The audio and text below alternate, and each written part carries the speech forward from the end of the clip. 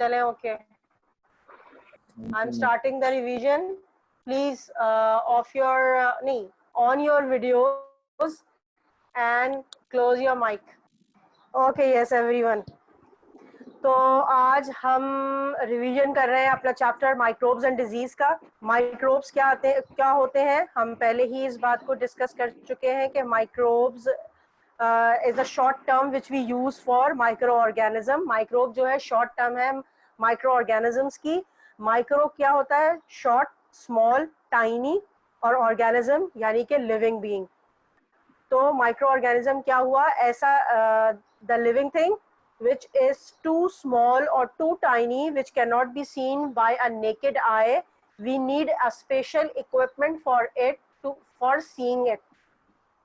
ठीक है? And this special equipment is known as microscope. हम इनको अपनी आम आँख के जरिए नहीं देख सकते हैं, हमें स्पेशल एक इक्विपमेंट चाहिए होता है जिसे हम माइक्रोस्कोप के नाम से जानते हैं। ये जो माइक्रो ऑर्गेनिज्म है ये हमारे इर्द गिर्द, हमारे एनवायरनमेंट में, सॉइल में, वाटर में, हर जगह ये मिलियन बिलियन तादाद में मौजूद है। अच्छा, फिर एक और चीज जो बहुत इंपॉर्टेंट मैंने बताई थी माइक्रोस्कोप के बारे में, कि माइक्रोस्कोप एक होती है लाइट माइक्रोस्कोप और एक होती है इलेक्ट्रॉन माइक्रोस्कोप। लाइट माइक्रोस्कोप वो होती है जो कि अपनी इल्यूमिनेशन के लिए, इल्यूमिनेशन मीन रोशनी के लिए यूज करती है लाइट सोर्स को। वो लाइट सनलाइट भी हो सकती है और वो लाइट बल्ब की लाइट भी हो सकती है, यानी कि रूम में मौजूद लाइट भी हो सकती है। और फिर इलेक्ट्रॉन माइक्रोस्कोप की मैंने बात की थी। इलेक्ट्रॉन माइक्रोस्कोप वो होती है जो कि बीम ऑफ इलेक्ट्रॉन यूज करती है इल्यूमिनेशन के लिए। अब बीम ऑफ इलेक्ट्रॉन, आपको पता है इलेक्ट्रिसिटी क्या है? It's a flow of electron. So beam of electron यानी कि somewhat electricity is used in electronic microscope. फिर क्या है? लाइट माइक्रोस्कोप में हम एक हद तक छोटी चीजें देख सकते हैं, और अगर मजीद छोटी चीजें हो साइज में, जो एक रेंज है खास, तो उसको हम लाइट माइक्रोस्कोप से नहीं देख सकते। तो अगर हमें चीज़ों जो कि लाइट माइक्रोस्कोप से नज़र नहीं आ रही हैं उससे भी छोटी चीज़ें देखनी है, छोटे ऑर्गेनिजम्स को देखना है, तो उसके लिए हम यूज करते हैं इलेक्ट्रॉन माइक्रोस्कोप, जो कि मजीद छोटी चीजें, यानी कि जो चीजें लाइट माइक्रोस्कोप से भी दिख रही हों उससे भी 100 to 1000 टाइम्स स्मॉलर चीजों को भी हम देख सकते हैं थ्रू इलेक्ट्रॉन माइक्रोस्कोप। फिर ये कि जो लाइट माइक्रोस्कोप है उसके अंदर ग्लास लेंस यूज होते हैं, जबकि जो इलेक्ट्रॉन माइक्रोस्कोप है उसके अंदर इलेक्ट्रोमैग्नेटिक लेंस यूज होते हैं चीज़ों को बड़ा करके दिखाने के लिए। फिर हमने माइक्रोब्स की कुछ एग्जांपल्स पढ़ी थी जिसमें बैक्टीरिया, वायरस और फंजाई शामिल है। फिर हमने उसके बाद बैक्टीरिया पढ़ा। बैक्टीरिया भी जो है वो माइक्रो ऑर्गेनिज्म है और ये बहुत छोटा होता है जिसके अंदर न्यूक्लियस नहीं होता। तो जिनके अंदर न्यूक्लियस नहीं होता ऐसे ऑर्गेनिजम्स को कहते हैं प्रोकैरियोट। ठीक है, ऐसे ऑर्गेनिजम्स को क्या कहते हैं? प्रोकैरियोट्स। अच्छा, ये जो वायरसेस हैं ये मुख्तलिफ शेप में पाए जाते हैं, rod shape, round shape, spiral shape. ठीक है, अब ये जो राउंड शेप है इन्हें कहते हैं कॉक्साई। ये कॉक्साई जो है बंच फॉर्म में भी होते हैं, चेन फॉर्म में भी होते हैं, दो दो करके भी होते हैं। उसी बेसिस पे इनके मुख्तलिफ नाम है, जैसे स्ट्रेप्टोकॉक्साई, स्टेफेलोकॉक्साई, एक्सेट्रा। अच्छा, और ये जैसे स्पाइरल शेप नजर आ रहा है, इनको स्पाइरला और मुख्तलिफ इनके नाम है। अच्छा, अब इनके अंदर न्यूक्लियस नहीं है, that's why they are known as prokaryotes. और ये जो मैंने आपको मुख्तलिफ शेप्स जो दिखा रही हूँ, तो ये जो है मुख्तलिफ किस्म की बीमारियों के अंदर ये वाले बैक्टीरिया इन्वॉल्व होते हैं। अच्छा, इसके अलावा इनकी बॉडी के अंदर डीएनए मौजूद होता है। DNA is the genetic material that have the genetic information required for reproduction in future। यानी जो डीएनए होता है उसके अंदर सारी जेनेटिक इंफॉर्मेशन मौजूद होती है उस ऑर्गेनिज्म के बारे में, और ये उस वक्त इस्तेमाल होता है जब रिप्रोडक्शन हो रही होती है। ठीक है, और जब माइटोसिस हो रही होती है, ये भी रिप्रोडक्शन के अंदर, तो क्या होता है कि उसमें भी डुप्लीकेट बन जाता है। दो में टूटना, फिजन माने टूटना, बाइनरी माने टू। तो एक बैक्टीरिया जो होता है फेवरेबल कंडीशन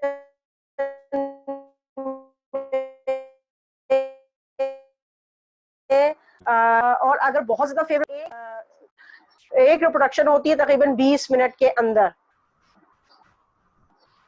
बुशरा बेटा इंटरनेट कनेक्शन में मसला हो,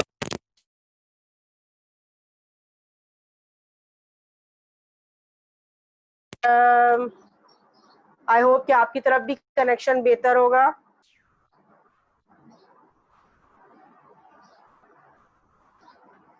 ओके, फिर है वायरस। वायरस जो है वो तकरीबन 100 टाइम्स छोटा होता है बैक्टीरिया से और बहुत सिंपल होता है। इसका एक प्रोटीन कोट होता है, उस प्रोटीन कोट के अंदर इसका डीएनए आरएनए जो भी है वो मौजूद होता है, ठीक है। और इसका एक फंक्शन ये है कि ये आउटसाइड द लिविंग सेल ये इनएक्टिव होता है। अगर ये होस्ट सेल के अंदर नहीं है, लिविंग सेल के अंदर नहीं है, तो ये इनएक्टिव होता है, इसमें कोई भी एक्टिविटी नहीं हो रही होती और ये सिर्फ और सिर्फ रिप्रोड्यूस होता है इनसाइड द लिविंग सेल। और ये क्या करता है, उस सेल के ऊपर पूरा टेक ओवर कर जाता है टू प्रोड्यूस मोर वायरसेस। तो यहाँ पे लाइफ साइकिल ऑफ वायरसेस हमने देखी कि एक वायरस था, उसने सेल पे अटैक किया, सेल पे अटैक करने के बाद उसने सेल को हुक्म दिया कि वो उसके लिए वायरसेस बनाए, उसके लिए उसकी प्रोटीन बनाए। तो और बनते बनते इतने वायरसेस बने और यहाँ तक कि वो वायरसेस इतने हो जाते हैं कि वो सेल रप्चर हो जाता है और फिर रिलीज कर देता है सारे वायरसेस को, ठीक है। फिर इसके बाद हमने पढ़ा माइक्रोस्कोपिक फंजाई। माइक्रोस्कोपिक फंजाई में तो बहुत सारी वैसे एग्जांपल्स हैं, लेकिन हमने यहाँ पर सिर्फ डिस्कस किया था यीस्ट को और मूल को। मूल का भी जो है हमने ज्यादा नहीं देखा, लेकिन मूल की मैं अगर आपको करीब से पिक्चर दिखाऊं तो ये आपके बुक के चैप्टर के एंड में एक्सरसाइज की तरफ ये इसकी पिक्चर मौजूद है। ये एक ये जो है मूल की पिक्चर है कि मूल कैसे ग्रो हुआ होता है सरफेस के ऊपर। ओके, फफूंदी जिसको कहते हैं मूल। अच्छा, फिर हम यीस्ट की बात करते हैं। यीस्ट क्या है? यीस्ट जो है वो खमीर है जो कि डो रेज वगैरह करने के काम आता है। अच्छा, अगर इस यीस्ट सेल को माइक्रोस्कोप में देखें तो ये एक बॉल की तरह लगता है और एक सेल में आपको यहाँ पर बडिंग होते हुए दिख रही है। बडिंग रिप्रोडक्शन है इसकी, एसेक्सुअल रिप्रोडक्शन ऑफ फंजाई। इसमें क्या होता है, दाने की तरह बड बनना शुरू हो जाता है, यानी दाना नुमा बनना शुरू हो जाता है और वो आहिस्ता आहिस्ता ग्रो होके सेपरेट हो जाता है और एक नया फंजाई सेल बन जाता है, ठीक है। और फिर ये मूल्स है। मूल्स जो है जहाँ पर जरा गर्मी होती है और नमी होती है, यानी कि पानी के वेपर्स हवा के अंदर बहुत ज्यादा मौजूद होते हैं, तो इसके थ्रेड जो होता है मूल का, फफूंदी का, फैलना शुरू हो जाता है, यहाँ तक कि वो खाने के ऊपर और अंदर अच्छी तरह फैल चुका होता है और वो फिर खाने को गलाना सड़ाना शुरू कर देता है। और ये जो मूल्स हैं ये ग्रो करते हैं थ्रू स्पोर्स। स्पोर्स क्या होते हैं? जैसे हमने पॉलिन ग्रेन्स के बारे में पढ़ा था कि पॉलिन ग्रेन्स हवा के थ्रू फैलते हैं और तो ऐसे ही माइन्यूट स्ट्रक्चर होते हैं ये spores. Reproductive body, reproductive cells होते हैं इनके, हवा के जरिए उड़ के जिस जगह पे जाके गिरते हैं वहां पे नया मूल ग्रो हो जाता है। फिर हमने माइक्रोस्कोप्स के यूजफुल इम्पैक्ट्स पढ़े थे और इनके हार्मफुल इफेक्ट्स पढ़े थे। हार्मफुल माइक्रोस्कोप्स क्या होते हैं? वो जो कि बीमारियां लगाते हैं, जैसे कि बैक्टीरिया में बहुत सारी बीमारियां लगाते हैं, diarrhoea, whooping cough, pneumonia, tetanus, food poisoning. Virus में कोल्ड फ्लू, कोविड-19, मीजल्स, मम्स, चिकन पॉक्स। ऐसे ही फंजाई में एथलीट फूड, रिंगवॉर्म, एक्सेट्रा, ठीक है। फिर ये फंजाई जो है ये चीज़ों को भी बहुत डिस्ट्रॉय करते हैं, लेदर को, बुक्स को बूंदी लग जाती है और ये बिल्कुल डिस्ट्रॉय कर देते हैं खाने पीने की चीज़ों को भी। अच्छा, अब यूजफुल इम्पैक्ट देख लेते हैं। यूजफुल इम्पैक्ट सबसे पहले एक माइक्रो ऑर्गेनिजम्स का है, वो है ये कि ये डीकम्पोजर्स होते हैं। डीकम्पोजर्स क्या होते हैं? डीकम्पोजर्स वो होते हैं जो कि डेड ऑर्गेनिजम्स पर जिंदा रहते हैं और उनके कॉम्प्लेक्स ऑर्गेनिक कंपाउंड को ये सिंपल ऑर्गेनिक कंपाउंड में तब्दील कर कर एज अ फूड इस्तेमाल करते हैं और प्लस उस कॉम्प्लेक्स ऑर्गेनिक कंपाउंड को सिंपल फॉर्म में लाकर ये इन्हें जमीन में मिलने में मदद देते हैं। इससे सॉइल की फर्टिलिटी इंक्रीज होती है। तो ऐसे डिकम्पोजर्स को सेप्रोफाइट्स भी कहते हैं, SAPHROPHYTE, सेप्रोफाइट्स। ओके, अच्छा, ये जो फिर ये जो डिकम्पोजर्स हैं, ये सेवेज यानी कि जो गटर वगैरह, इनके जो इस्तेमाल हुआ हुआ पानी होता है जो फैक्ट्रीज से और घर से निकलता है, उसमें भी तब्दीलियां पैदा करने में ये काम आते हैं। और कंपोस्ट हीप जो होता है, जिसके अंदर बायोफ्यूल वगैरह प्रोड्यूस होता है, चीज़ों को गलाया सड़ाया जाता है और उनकी मदद से एनर्जी फ्यूल बनाया जाता है। तो इस कंपोस्ट हीप के अंदर भी जो है यही डिकम्पोजर्स ऐसा इन्वायरमेंट प्रोड्यूस करते हैं जिसके थ्रू जो है बायोफ्यूल वगैरह बनाने के काम आता है। फिर जो मटेरियल डिकम्पोज हो सकता है उसे कहते हैं बायोडिग्रेडेबल, और वो मटेरियल जो डिकम्पोज नहीं हो सकता उसे कहते हैं बायोडिग्रेडेबल या फिर नॉन बायोडिग्रेडेबल। ठीक है, फिर इसके अलावा इन्हीं माइक्रोस्कोप से और यूजफुल चीजें बनती हैं, जिसके अंदर योगर्ट है एग्जाम्पल, चीज बेकिंग में इस्तेमाल होता है, ब्रेड में, डो में। ठीक है, और क्या होता है, अच्छा, अब ये जो प्रोसेस है फंजाई का ग्रो करने का इन द चीज और इन द डो, क्या होता है कि ये जो यीस्ट है वो एनएरोबिकली, अगर हम रिस्पायरेशन की बात करें तो रिस्पायरेशन जो process exchange of gases, that is oxygen is taken in, carbon dioxide is given on. ये जो है ये दो तरह की होती है, एरोबिक एंड एनएरोबिक। एरोबिक वो रिस्पिरेशन होती है जो कि ऑक्सीजन की मौजूदगी में होती है, और एनएरोबिक वो होती है जो कि ऑक्सीजन की गैर मौजूदगी में होती है। ये दोनों तरह की रिस्पिरेशन जो है एक लिविंग ऑर्गेनिज्म के अंदर चलती रहती है। अच्छा, अब ये जो एनएरोबिक रेस्पिरेशन है जिसके नतीजे में अल्कोहल और कार्बन डाइऑक्साइड प्रोड्यूस होता है, इसको फर्मेंटेशन कहते हैं। और बेसिकली फंजाई जब एक यानी कि यीस्ट है, ये एक ब्रेड के अंदर ग्रो हो रहा होता है, तो वहां पे ये एनएरोबिकली रिस्पायर करता है, जिसके नतीजे में अल्कोहल बनता है और कार्बन डाइऑक्साइड बनती है। ये कार्बन डाइऑक्साइड जब बनती है तो ये उस डो को उसके अंदर जो आप बनी हुई होती है या पिज्जा बना हुआ होता है, उसके अंदर जो आपको होल्स नजर आ रहे होते हैं, एक्चुअली वो किसके होते हैं, कार्बन डाइऑक्साइड के होते हैं। ठीक है, और जब फिर यही बेक होता है, तो बेक होने के बाद क्या होता है, इस ब्रेड में या पिज्जा डो में वो जो तमाम अल्कोहल वगैरह जो इसमें प्रोड्यूस हुआ होता है वो एवोपरेट कर जाता है।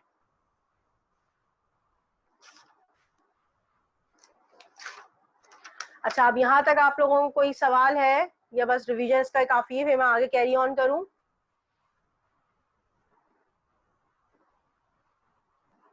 One by one hand raise करके आप कर सकते हैं। गुड, फाइट को सब समझ आ गया? Yes, anyone else?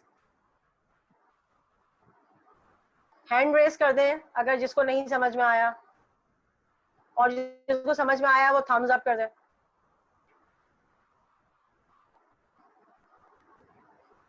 पबिया को समझ में आ गया? सबके कैमराज ऑफ हैं। वो मुस्तफा ने तालियां बजाना शुरू कर दी। गुड, मुस्तफा सब समझ में आ गया? मुस्तफा कैमरा तो ऑन करें। Usman, Fabia, Hasan, please on your cameras. Camera on कीजिए मुस्तफा।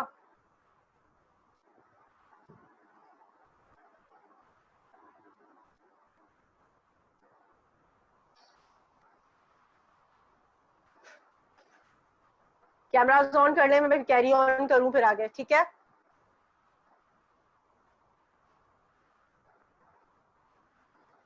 ओके, अब हम आगे पढ़ने जा रहे हैं हाउ डिजीज स्प्रेड। डिजीज कैसे स्प्रेड होती है? Disease are spread through the breathing system, सांस के सिस्टम के थ्रू होती है। कोई खांसता है, छींकता है, उससे लोगों को ट्रांसफर हो जाता है। फिर टचिंग द इन्फेक्टेड पर्सन, किसी भी ऐसी चीज को हाथ लगाने से जो किसी इन्फेक्टेड पर्सन ने हाथ लगाई हो, या उसकी चीज जो वो उसने इस्तेमाल की हो आप इस्तेमाल कर लें, तो उससे भी इन्फेक्शन फैलता है, डिजीज स्प्रेड होती है। ठीक है, डिजीज का स्प्रेड होना क्या है? इन्फेक्शन। फिर एनिमल्स के थ्रू भी होता है, स्पेशली इंसेक्ट्स, जिसके अंदर मैंने आपको हाउस फ्लाई के बारे में बताया था और मैंने आपको मॉस्किटो के बारे में बताया था। आपके इसी चैप्टर के एंड में जो है लाइफ साइकिल ऑफ, ये देखिए the diagram shows a house fly. House fly के बारे में भी बताया हुआ है कि हाउस फ्लाई कैसे जो होने का सबब बनती है और कैसे इसके मुंह से निकलने वाला स्लाइवा जो है वो कैसे नुकसान देता है। इसके अलावा उसकी बॉडी पे हेयर्स लगे होते हैं, वो भी उससे हर वक्त डस्ट और माइक्रो ऑर्गेनिजम्स गिराती रहती है। इसके अलावा वो जहाँ बैठती है वहाँ पे अपने फीसेस भी छोड़ती है। फीसेस मीन्स उसका एक्सपायर्ड मटीरियल, ठीक है। और जहाँ भी बैठती है वहाँ वो अपनी बॉडी साफ करती रहती है। It's cleans its body while feeding. आपने देखा होगा ना, अपने हाथ पैर जहाँ बैठती है वहाँ हाथ पैर मलना मसलना शुरू कर देती है, बॉडी को साफ करना शुरू कर देती है। तो ये एक इसकी बुरी आदत होती है, ठीक है। ओके, और दूसरी मैंने आपको एग्जांपल दी थी मलेरिया और उसकी डेंगू फीवर की, और वो कौन क्रिएट कर किसके थ्रू होती है? मॉस्किटोज के थ्रू, ठीक है। इसके लिए जरूरी, फिर इसके बाद मैंने आपको बताया कि जरासीम या बीमारियां जो है वो डाइजेस्टिव सिस्टम के थ्रू ही फैलती हैं। अगर आप गंदा अनहाइजेनिक खाना खाते हैं या गंदा पानी पीते हैं या ऐसा पानी जिसमें छींक के असरात आ गए हो, गंदा हाथ हो, इंसेक्ट बैठा हो, वो सब खाना भी आपको इन्फेक्शन या बीमारियां लगाता है, ठीक है। फिर था डिफेंस अगेंस्ट डिजीज। अच्छा, अब डिफेंस अगेंस्ट डिजीज में ये जो दो तरह मैंने बताया था आपको, इम्यूनिटी के बारे में बताया था कि एक बार अगर आप किसी बीमारी से मुब्तला हो जाते हैं तो आप क्या उस कहलाता है कि आपने उस बीमारी के खिलाफ इम्यून हो गए हैं। आप इम्यून हो चुके हैं उस बीमारी के खिलाफ। अब आपको वो डिजीज नहीं लगेगी बल्कि कोई और किस्म की लगेगी। आपके जिस्म में आपको बचाने के लिए जो एक सिस्टम काम करता है, डिफेंस सिस्टम होता है बीमारियों के खिलाफ, वो कहलाता है आपका इम्यून सिस्टम। जो व्हाइट ब्लड सेल्स तीन तरह से एंटीबॉडी हैं। एंटीबॉडीज क्या होती हैं? एंटीबॉडीज वो होती हैं जो कि उन जरासीम या उन माइक्रोब्स के खिलाफ लड़ने के काम आती है जो कि जिस्म में एंटर हो चुके होते हैं। और जिस्म में कैसे एंटर होते हैं? एक तो आपकी, हमने इससे पहले सारे चीजें देखी कि हाँ कैसे डिजीज फैलती है या इन्फेक्शन, तो कोई जख्म हो जाए तो जख्म से भी जो माइक्रो ऑर्गेनिज्म है वो आपकी बॉडी में एंटर हो सकते हैं। तो यहाँ पे जो ये पिक्चर दी हुई है इसमें बताया है कि कैसे एक जगह से वाले टूटे हुए रेड ब्लड सेल्स होते हैं, उन्हें हम कहते हैं फिब्रोनाइजन के नाम से एक प्रोटीन होती है जो कि इस वून को, जख्म को क्लोज कर देती है और जिसकी वजह से फिर मजीद खून का लॉस नहीं हो पाता आपकी स्किन से। अच्छा, हम बात कर रहे थे व्हाइट ब्लड सेल्स की कि जो ये व्हाइट ब्लड सेल्स हैं ये तीन तरह से काम करते हैं। एक का मैंने बताया कि एक जो होते हैं लिम्फोसाइट्स, वो जो है एंटीबॉडीज प्रोड्यूस करते हैं। फिर एक होते हैं फैगोसाइट्स, वो क्या करते हैं कि जब ये जो ऑर्गेनिज्म, ये आप देख सकते हैं ये फैगोसाइट्स हैं जो कि